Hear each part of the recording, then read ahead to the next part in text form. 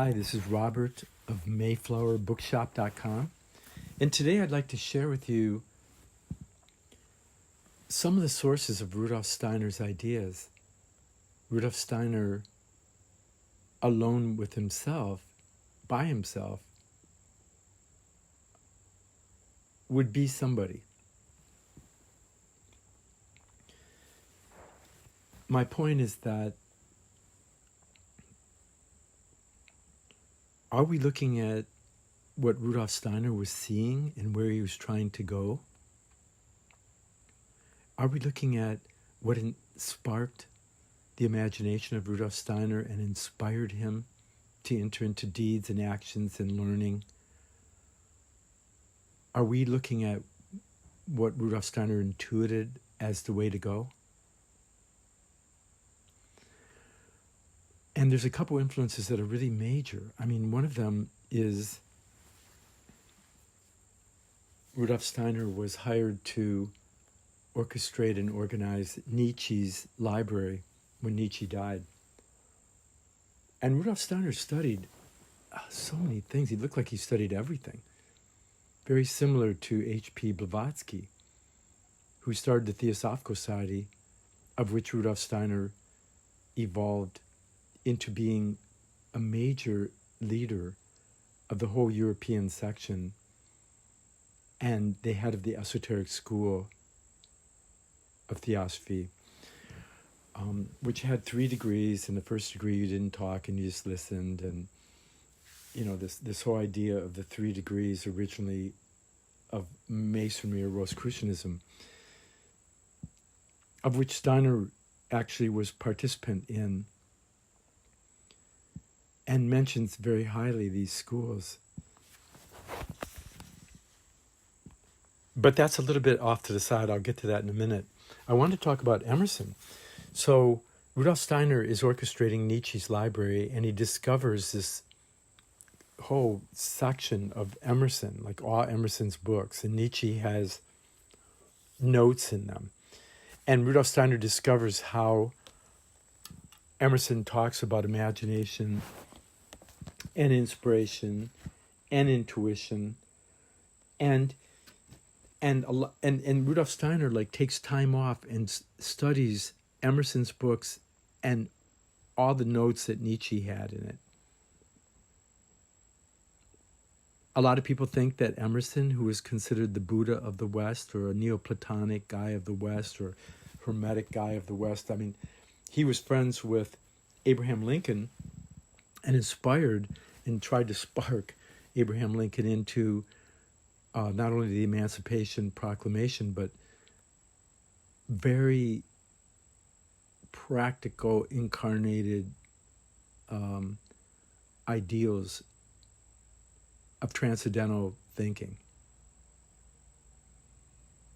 I mean, transcendental and wisdom kind of work with each other in the sense of a wisdom that arises through the experience.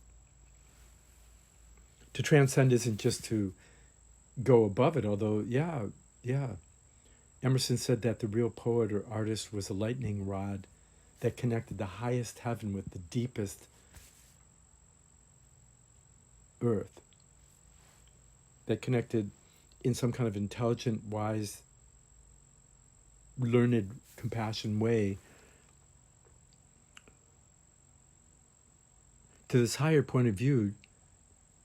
Truth and love, or truth and compassion, are non-dual. But when you look at like Emerson's last talks, like the Natural History of the Intellect, there's a couple versions because he had a couple of different talks on it, and you really take a look at Emerson's Oversoul and his other works.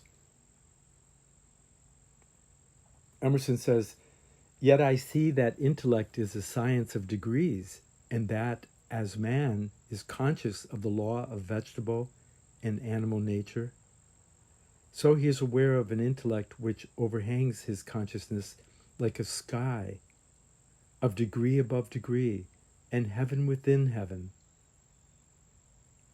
That as above, so below, it's kind of hinting at that. So Emerson says, he's aware of an intellect, perhaps we could almost say intelligence, that overhangs his consciousness like a sky, of degree above degree and heaven within heaven. That's kind of an inner and outer thing. It's beautiful. And then Emerson says, in its last aspect, heaven within heaven, it is the supreme fact that we know, is the commander of matter, and is the life and order by which matter exists. Ralph Waldo Emerson. And the way that he talks about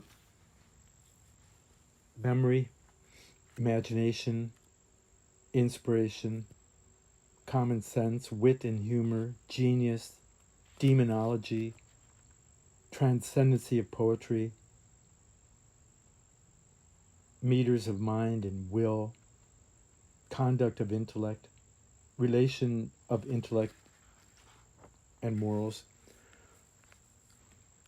In his section on poetry, the natural history of the intellect, he talks about the real poets, and I'm a little bit putting it in my words, the real spiritual isn't a hardening, but it's some kind of awakening of some creative genius that awakens our hero and awakens our spirit to reimagine and be inspired to do something sparked. He's really amazing and worth your time. And some people really think that he influenced Rudolf Steiner quite a bit.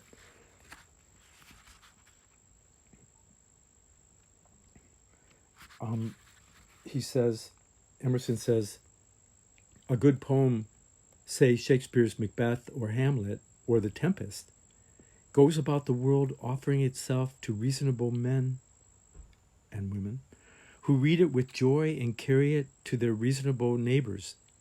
Thus it draws to it the wise and generous souls confirming their secret thoughts, and through their sympathy really publishing itself.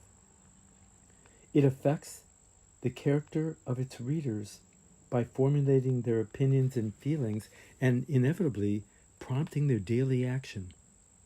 If they build ships, they write Ariel or Prospero or Ophelia on the ship's stern and impart a tenderness and mystery to matters of fact. The ballad and romance work on the hearts of boys who recite and girls who recite the rhymes of their hopes or their skates if alone. And these heroic songs or lines are remembered and determine many practical choices which they make later. Do you think Burns has had no influence on the life of men and women in Scotland? Has opened no eyes and ears to the face of nature and the dignity of man and the charm and excellence of woman?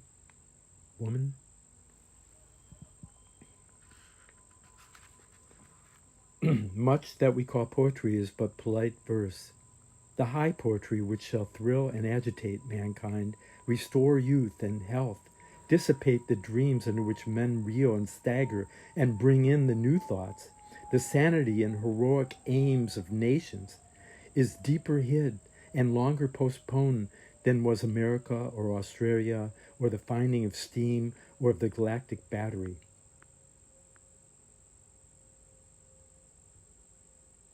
Yeah, it's very interesting. He says that the poet is rare because he must be exquisitely vital and sympathetic and at the same time immovably centered. In good society, nay, among the angels in heaven, is not everything spoken in fine parable and not servilely as it befell to the sense? Rudolf Steiner talks about the dangers of sense-bound thinking. And Steiner warns that our men, that Steiner has this idea that evil is duality of being too spirited or too materialistic and that the Christos or the Christ is this balance, that lightning rod between Lucifer and Armin, or heaven and hell, heaven and earth. That lightning rod is us. That's the magic wand, is the middle way of Buddha, the middle way of the Christ crucified between the two, right? And the poet is rare. The true poet is rare.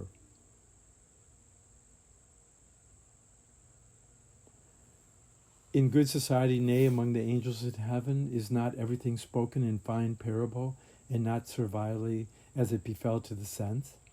Awe is symbolized. Facts are not foreign as they seem, but related. Wait a little, and we see the return of the remote hyperbolic curve. The solid men complain that the idealist leaves out the fundamental facts. The poet complains that the solid men leave out the sky. This is Emerson talking. To every plant there are two powers. One shoots down as rootlet, and one upward as tree. You must have the eyes of science to see in the seed its nodes. You must have the vivacity of the poet to perceive in the thought its futurities. The poet is representative, whole man, diamond, merchant, symbolizer, emancipator.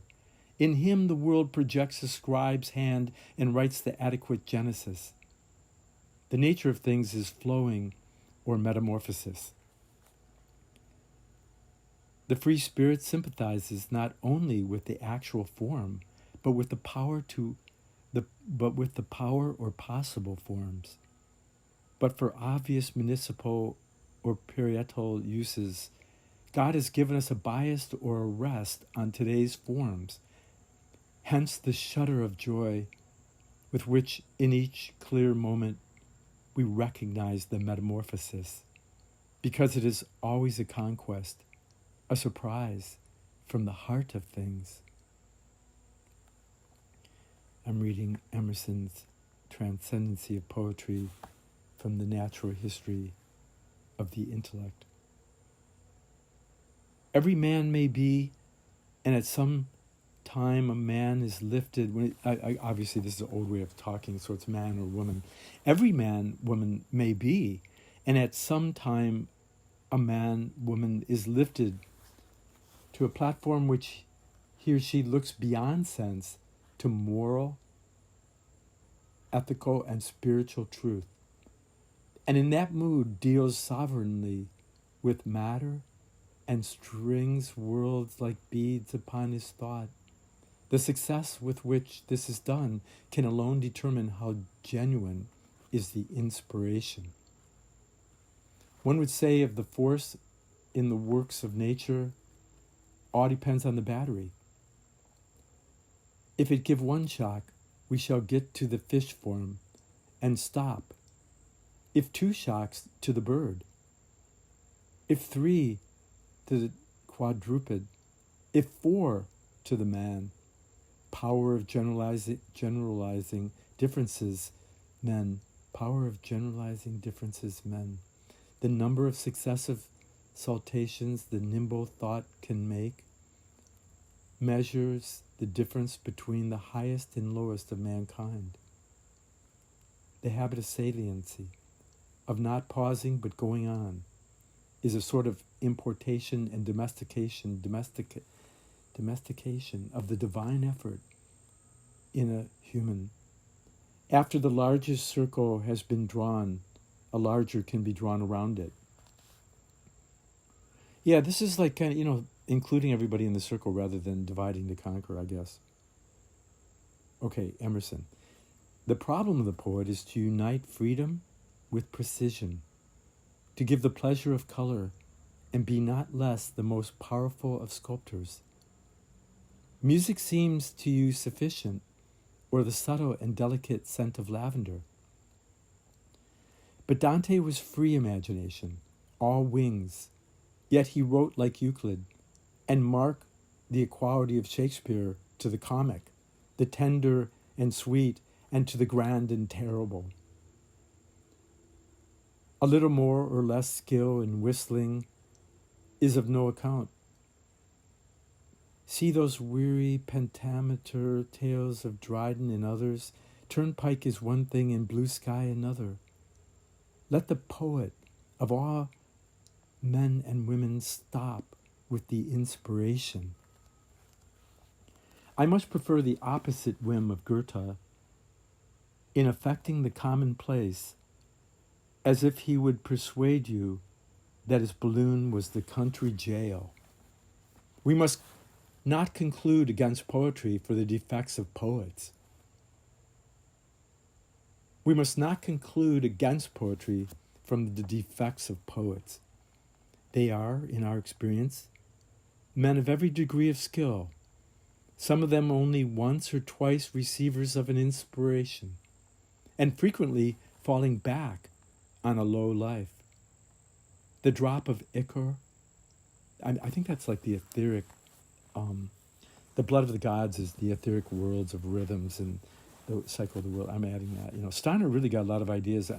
Again, you have to read quite a bit of Emerson, and then you'll start to see a collection of ideas. And you can read Blavatsky's Isis Unveiled and Secret Doctrine, which I'm going to get to eventually, and see what Steiner, do you see what I see? Yeah, that's the idea. Can we see what Steiner saw and go with him?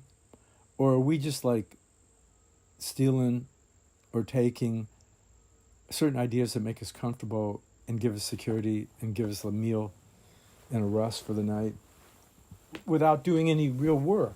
The Grail Knights, after a good day's of work and advancement in search for the Grail and accomplishing something, they celebrated and then had a good night's rest, but they rode out the next morning. Until the whole world's enlightened, may we continue.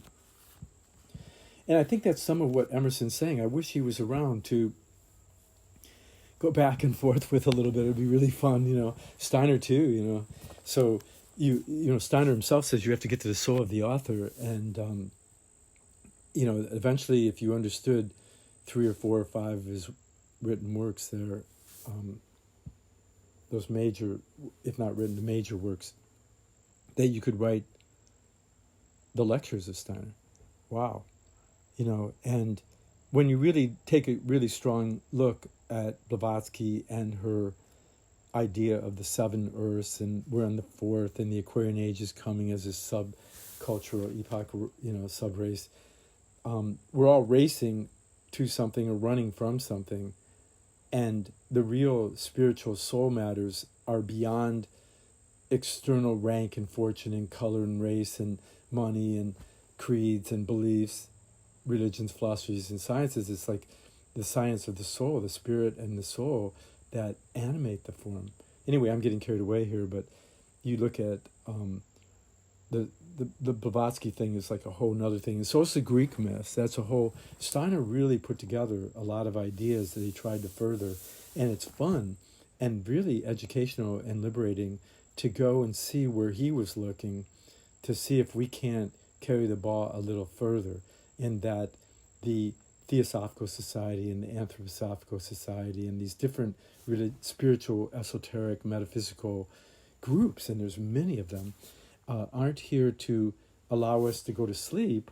They're here to hopefully wake us up so that we can be co-creative with the whole of the planetary situation for the better, and co-creative with the future destiny of the earth. And we're not just watching stuff happen on TV. We're not watching final results and dead results. We're not watching sports and news. We're creating it. So here is Emerson's Natural History of the Intellect, Transcendency of Poetry. Again, that poetry, we must not conclude against poetry from the defects of the poets. They are, in our experience, men and women of every degree of skill, some of them only once or twice receivers of an inspiration, and frequently falling back on a low life. The drop of ichor that tingles in their veins, that warmth in the blood, right? That etheric, formative, the spirit of the sun, right? The Christos, in their veins has not yet refined their blood and cannot lift the whole man to the digestion and function of ichor, I-C-H-O-R. That is, to godlike nature. Once reminded of ye, do you not know ye are gods in the Old and New Testament. Gods in becoming. Emerson, time will be when ichor shall be their blood, when what are now glimpses and aspirations shall be the routine of the day. Yet even partial ascending to poetry and ideas are forerunners and announce the dawn. That's good. The dawn of the Aquarian age, right? We're at. Okay, Emerson. The drop of ichor that tingles in their veins has not yet refined their blood and cannot lift the whole man or woman to the digestion and function of ichor. That is, to godlike nature. Time will be when ichor shall be their blood. Maybe it's ichor. It's like the I-C-H-O-R, the or, the rough or of like the word. Yeah. Didn't Steiner have that written into the Goetheanum somewhere? Yeah, we'll go back to that later. Time will be when ichor, it's the itch. How you pronounce it. The people who pronounce all this stuff perfectly usually don't understand what it means, by the way. That's a Robertism for you. Not always true, but okay.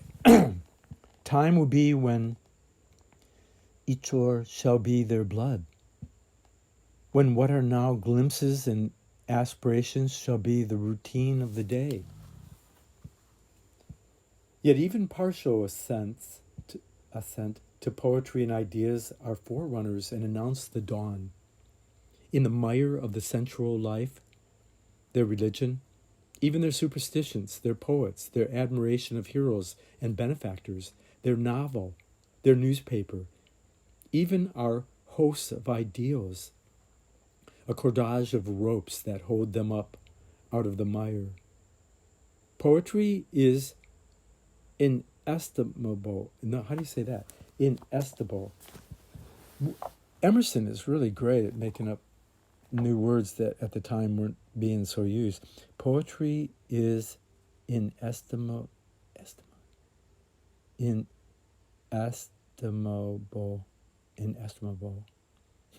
have to help me with that, folks.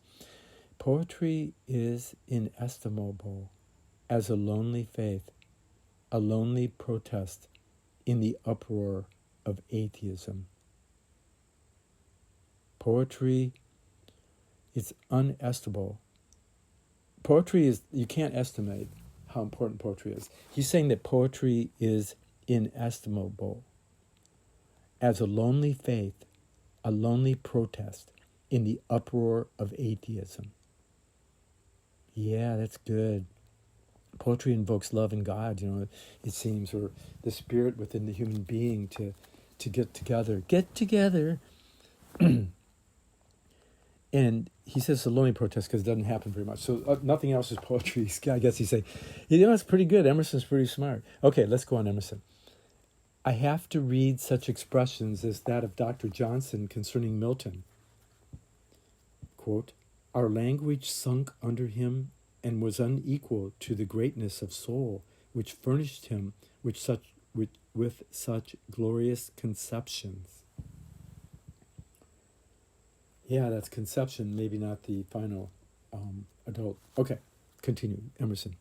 The first way in which a great mind shows its power is in making language. Milton could do justice to his thought. If Milton could not, Shakespeare could. The language would serve God if he would. Strong thinking makes strong language. Correct thinking, correct speech. People wonder sometimes that persons uneducated to write should be able to use language with purity and force. But the manner of using language is a decisive test of intellectual power. And he who has force can hardly conceal it therein, for speech is the first and simplest vehicle of mind, is of all things the next to the mind, and the vigorous Saxon who uses it well is of the same block. Adamus ex veteri rupe, out of the same ancient rock, as the vigorous Saxon that formed it, and works after the same manner. 'Tis the property of symbols to delight. The poetic theory is the generation of matter from thought. Plato and Swedenborg are the expounders of the doctrine. The moralists like Zeno and Socrates and Jesus and Buddha and Confucius are the didactic poets. But so many men are ill-born or ill-bred. The brains are so marred, so imperfectly formed, unheroically. Brains of the sons of fallen men, that the doctrine is imperfectly received. Psychology is fragmentarily taught. Yeah, without spiritual psychology, Buddhism and anthroposophy and theosophy, yeah, what is psychology but ghosts, like Steiner talks? He mentions that psychology is full of ghosts. You have 1,000 people remember some one thing, and they all have a different story. They live in their own spiritual idealism for the future, or they're ghosts of the past. Right? Okay, so Emerson. One man sees a spark or shimmer of the truth and reports it, and his saying becomes a legend or golden proverb for ages. And other men report as much, but none holy and well. Poems, we have no poem. Poems, we have no poem. Poems, in he's funny here. This is like kind of funny, He says poems like plural, right? But we have no poem. We have no oneness. I remember there's kind of like the father and mother in Blavatsky's Secret Doctrine and Isis Unveiled. There's the father and mother. There's the oneness. And then there's the wisdom of everything. The real Sophia. And beyond that, majestic, superlative duality is what is beyond words or thinking or thought or feeling, the causeless cause and rootless root, Blavatsky calls it, the Atma, and perhaps the Ein Sof of the Kabbalist from the Jewish mysticism that came from when they were enslaved in the Egypt and the Chaldean, Babylonian, and even before that, ancient Egypt, Persia, and India. So there's a one without the second. But when that divine darkness of Dionysius, that vast Ein Sof wisdom of nothing, oneness, that beyond even the thought of one, then we have the father and mother. And then what we have is the fallen sons of God or angels, which are us. We're capable of rising above limitation and separatist desire and fear, and rising to this manas or spirit self, as Steiner calls it. It's very interesting, to realize the idea of consciousness, soul, as before Steiner left the Theosophical Society, he had written a letter to Annie Besant saying that he wasn't going to go along with the Avatar Krishnamurti and the return of Leadbeater and this new kind of order of the star and the closing of the Theosophical Society. He wasn't going to go along with that. And he was going to stay with the Masters of Wisdom and Compassion and wisdom and the harmony of feelings and the original founders, Blavatsky and the Mahatma Letters. And that's amazing that he said that. And then when he got another letter that they were going to kick him out, he said he had to leave. And then he started the Anthroposophical Society. And this is a very big mystery, and I'm not going to get carried away with it, but I do want to say that when you look at the Mahatma Letters, you're going to find spirit self and life spirit and spirit life, you're going to find like the thrice purified gold in Manas, and the idea of, in the secret doctrine of the consciousness soul. You know, I remember Steiner, they told Steiner that Blavatsky had just made up all this stuff in the secret doctrine of Unveiled. And he said if she made it up, it's even more incredible. It's more amazing. And he called H.P. Blavatsky a world event, claiming that Isis Unveiled was written by Christian Rosenkreuz through her hand. So I guess one of the messages I have here is, if you want to grow a whole lot and be a better anthroposophist, or a better Christian,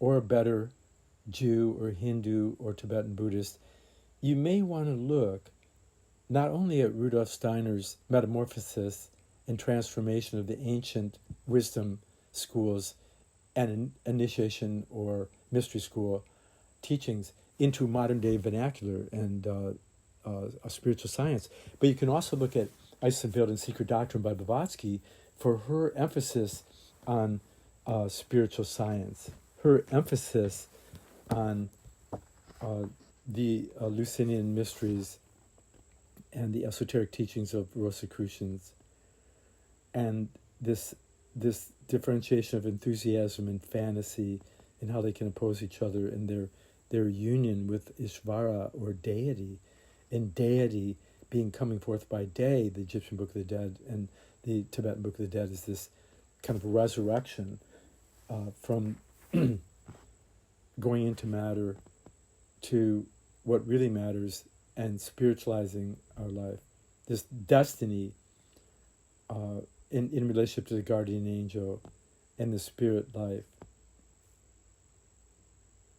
And how Krishna was crucified in space, and Apollo and Krishna were known as the Good Shepherd. This is Blavatsky just tearing into it. I mean, she's really amazing. And it doesn't take away from Steiner. We're not doing that. We're talking, you know, when you look at her Secret Doctrine in Christ and Michael, identical with in some respects, in many respects, with the chief of all the eons. When you look at Blavatsky, you're not going to take away from Steiner or your Christianity. You know, she talks about Michael overturning Ahriman and the importance of 1840 and 1879. I mean, it's really amazing to really take a good look at that, and the logos in as the word and the I am, and it's really, there's too much to even say. The 0 point and the triple-headed caduceus, and as above so below, and on earth as in heaven, and the rose and cross union as a circle and cross, and Michael, she says you should pronounce it as a sonnet Kumara, the virgin eternal youth who sits under the Bodhi tree of wisdom, and in silence all of his students are enlightened. Boy, that is some. And then she talks about the primordial mother and melody. And the wish is the father of the thought. So I'm getting lost with how we could get into how the church called the fallen angels the devil, and Blavatsky says that the eternal feminine fell from heaven long ago and came to the earth, and that the kind first church fathers called it the devil. So the redemption of Lucifer in anthroposophical terms, is compassion. And the redemption of Ahriman is seeing the thinking in things and realizing that all pollution is misplaced energy. That has taken the wrong form. And that there is no fear when truth comes near. And when you really understand another person, you automatically love them. You see they're divine. You may not like them. You may have to debate or argue or fight some lower tendency or lost fragment from the wholeness. But yeah, when we really, really get to know ourselves, we can know another, and when we really know another, it's automatically the highest world rose romance. So let's get back to Emerson and how we must not conclude against poetry from the defects of poets, nor spiritual truths and the high romance of compassion and love and the Holy Grail from the defects of spiritual practitioners. And that this fire in the blood thing. And we were talking about psychology is fragmentarily taught. And that some people see fragments of the truth. One man sees a spark of shimmer of the truth and reports it, and his saying becomes a legend or golden proverb for ages. And other men report as much, but none holy and well. Poems? We have no poem. Emerson. Whenever that angel shall be organized and appear on earth, the Iliad will be reckoned a poor ballad grinding. Whoa. Emerson's claiming that when we really get real poetry and truths on earth and live in this life, that all the old classics disappear. And I want to remind you, the Iliad and the Odyssey of the 12 labors of Hercules or Ulysses or whatever, Odysseus, and that one of those labors is to go to hell and redeem the dead, and to bring the three-headed dog Cerberus up to the gods and freak out heaven.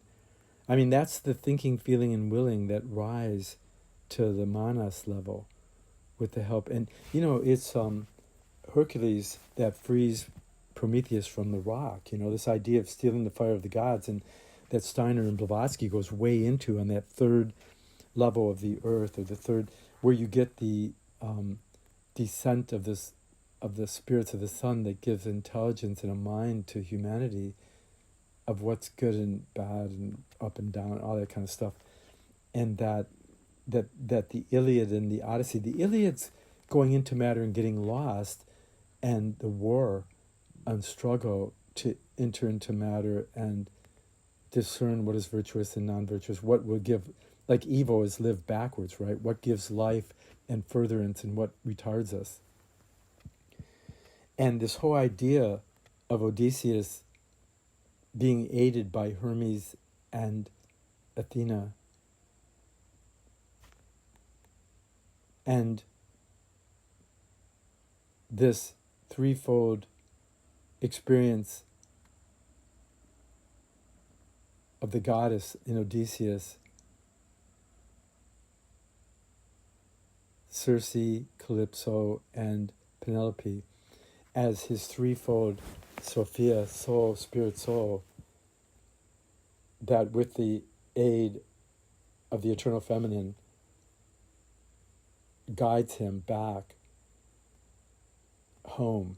And this is pith and marrow of Goethe's Faust, which the first half is in two parts. In the first half you get lost, or you battle or fight, and you're trying to figure out what truth is and who am I, and all that stuff, and you get almost lose your soul. And then you come back in the second part of Goethe's Faust, and you're redeemed. And tell me this isn't the Iliad, the Odyssey. And Odysseus comes home, and in disguise, he's disguised by Athena as kind of an old guy that's cool and wise. And he says, how will my wife recognize me? And Athena tells him that love can recognize the divine in each other, and that they can see through appearance. It's really beautiful.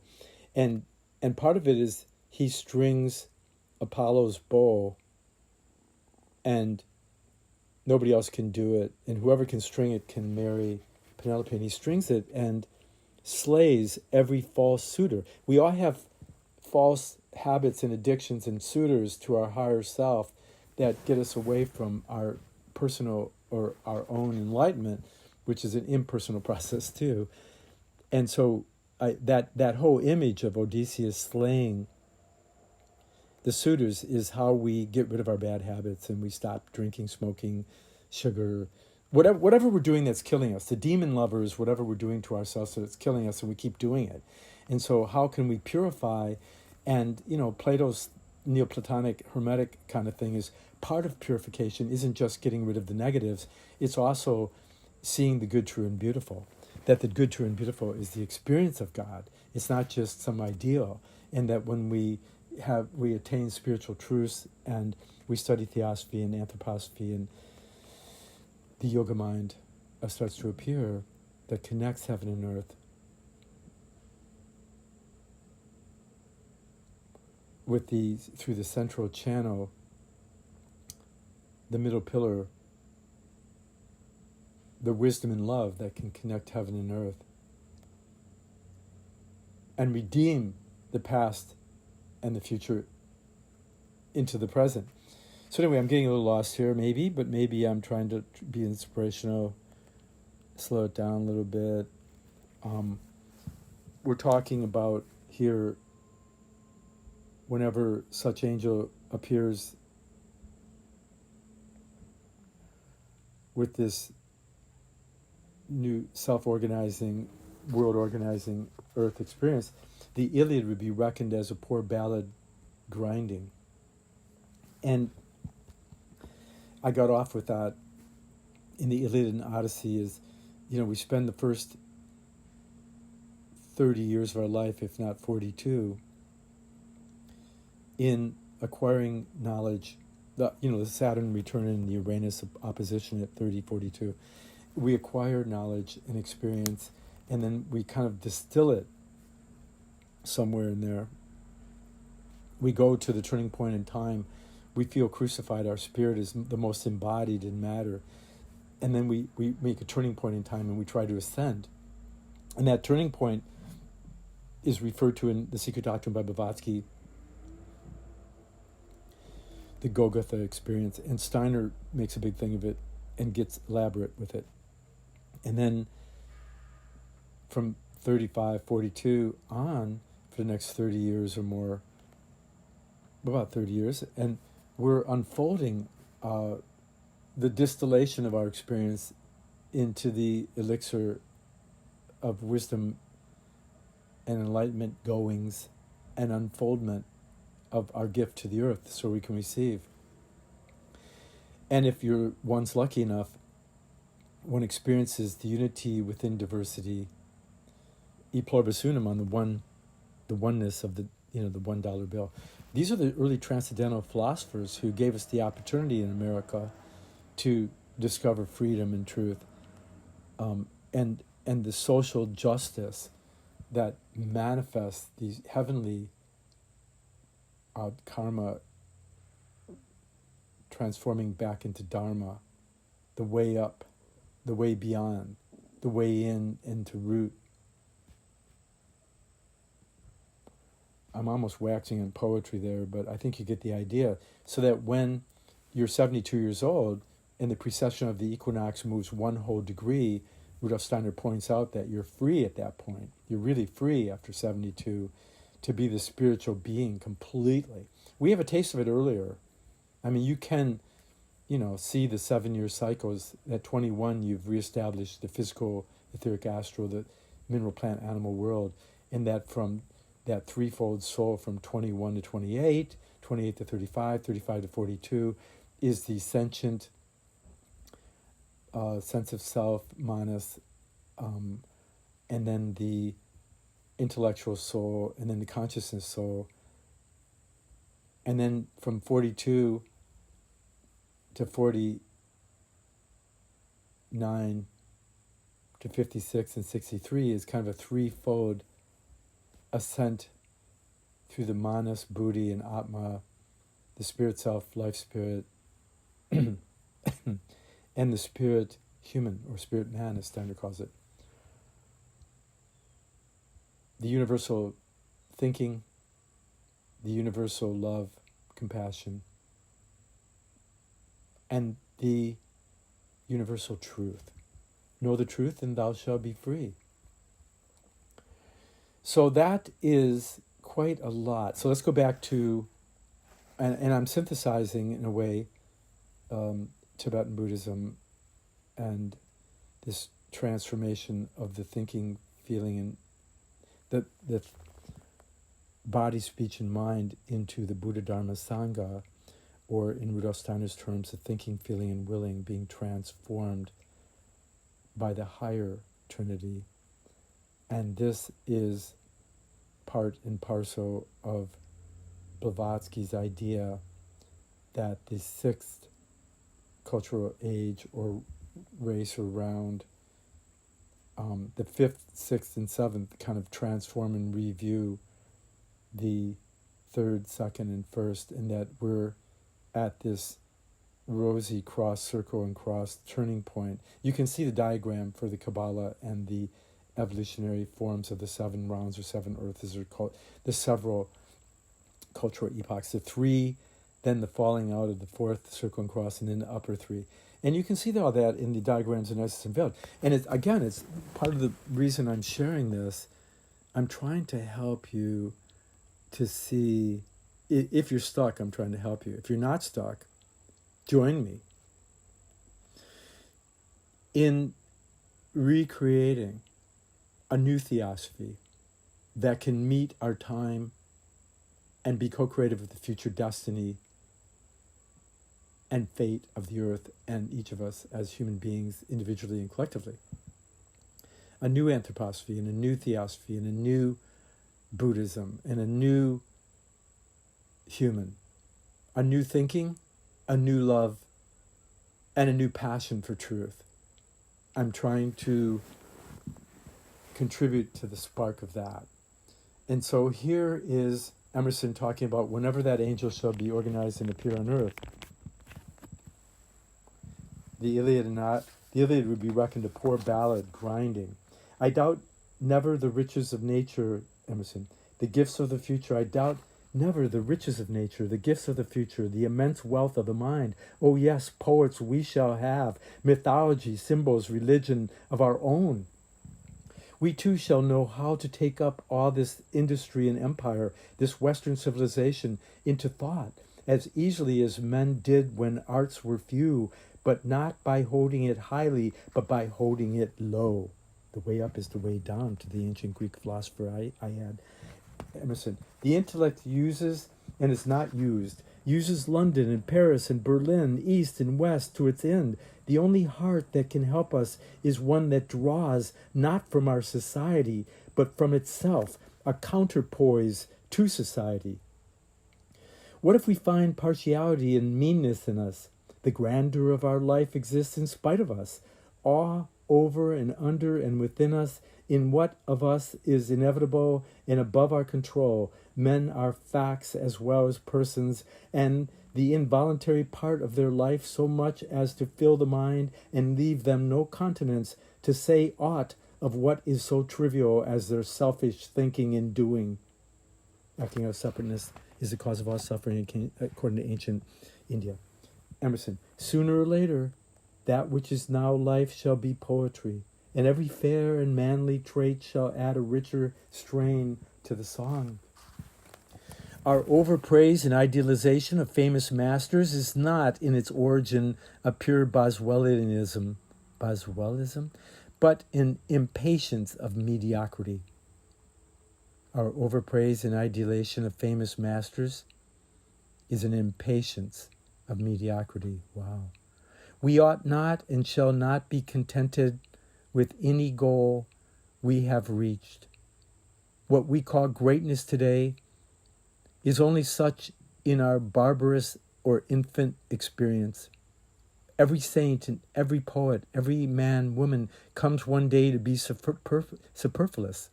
How fast we outgrow the books of the nursery. Then those that satisfied our youth. Better not to be easily pleased. I think I said that to Marianne Williamson once. after a year, she came back and told me I was right, that I told her I would never be satisfied until the whole world, I'd never be pleased until the whole world is at peace and we're all friends. Of course, she's told me things, and my spiritual mentors and teachers have told me things that took me a year or more to get. Some of them I'm still chewing on. Okay, Emerson. How fast we outgrow the books of the nursery, then those that satisfied our youth. Better not to be easily pleased. The poet should rejoice if he has taught us to despise his song. The poet should rejoice if he has taught us to despise his song. If he has so moved us as to lift us, to open the eye of the intellect to see farther and better. This is Robert of Mayflower.bookshop.com. And I hope I sparked you a little bit. And with the next ones, we're going to go a little bit more into this Emerson thing. And H.P. Blavatsky, who came up with so many ideas. You know, Emerson is really a great source for Rudolf Steiner, but Theosophy was another source. Goethe was a whole cool source. And his Faust is a huge thing. The eternal feminine leads us on. And how when Faust fell into the grave at his little barter with the devil, and they cracked open his skull, and the belly looking for his soul. They were looking for his soul in the high ideations and inspirations and, you know, the idea that you're goody good. And then he looks in the practical and the materialistic and the sense gratification. They couldn't find him. And the angels came, and the eternal feminine swept him away with the angelic roses that were falling instead as flames. And the spiritual soul was saved. And Faust said, lead on, eternal feminine, lead on. Lead on, eternal wisdom. Because we're bringing the love. The eternal wisdom can lead us on, but we're bringing the love. So I want you to turn up your love. Like,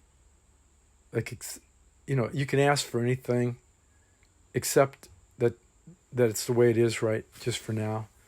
And turn up your love for everything. For the good, the noble, and the truth, for each other. Like the divine in everything. Turn up your love. And be still and know. If you don't get what I'm saying, be still and know. And go do your own research and look up these books. Isis Unveiled, Secret Doctrine. They're at the Mayflower Bookshop. And Emerson, check it out. This is Robert of Mayflower Bookshop. Trying to write a poem a day to you. Bless your heart.